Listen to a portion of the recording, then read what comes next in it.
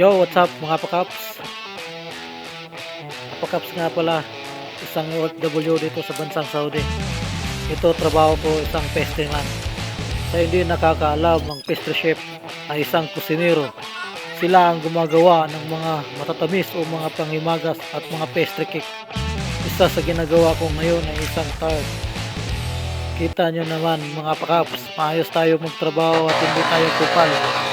Sa ngayon lang yan, kasi nakabidyo tayo dyan. Yes, chef. Yes, chef.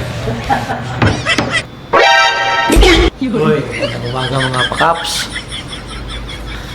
Tingnan nyo naman yung pormahan natin mga pakaps. Oh. Hindi tayo pipitsugin. Ganito yung mga itsura ng mga hindi mga pipitsugin. Meron tayong baby cake. Oh. Tapos meron tayong kutsilyo. Kutsara. Ballpen. Saka notebook. Hindi mawala. Para sa dito. Para sa recipe. Diyan yung makikita. Pag hindi pipitsugin yung shape mga pakaps. Kumpleto lahat yan. Tayo pipitsugin dito mga pakaps. Ito para siyempre shape ka. Ito yung gagamitin mo sa pagtikim ng mga pagkain. Di mawawala yun pa. Di mawawala to pag ikaw shape.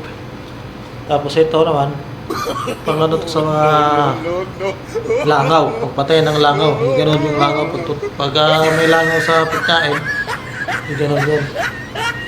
Tapos ito naman, siyempre, sa mga listahan sa mga utang, kung sino yung nag-uutang sa mga kasamaan mo sa trabaho, lista mo dito, hindi recipe, lista mo.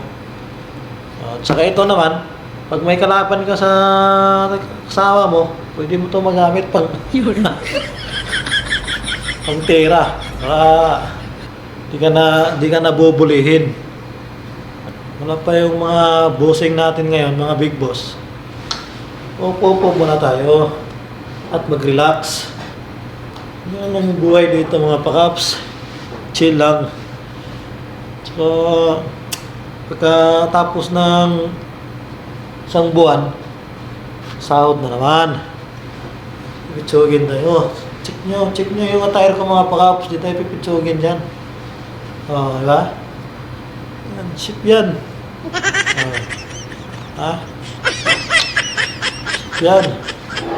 Siyempre, hindi tayo kupal. Pupo muna tayo. Ito na yung buhay dito. Saglit lang mga pakaps. Nandito na yung mga bossing mga pakaps. Alas muna tayo mga pakaps.